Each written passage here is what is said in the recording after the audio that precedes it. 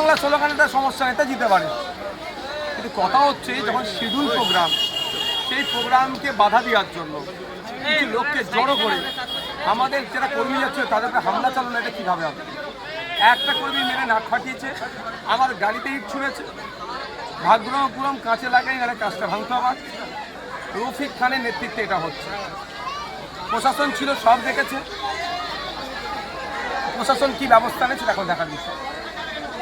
আমরা নিশ্চিতভাবে নির্বাচন কমিশনকে জানাবো, প্রশাসনকে জানাবো। আপনার প্রচারে এভাবে বাধা দিচ্ছে বারবার, বুঝতে পারছেন তার মানে তৃণমূল কংগ্রেস সরকার সাহেব বুঝতে পেরে গেছে তার হার অনিবার্য। যতটা পারে আমাকে হ্যাকেল করতে চাইছে, তবে এইরকম করে নওশাদকে আটকাতে পারবে না। ভাঙড়ের মানুষ নওশাদের সাথে আছে, খান চিহ্নের সাথে আছে। চলো।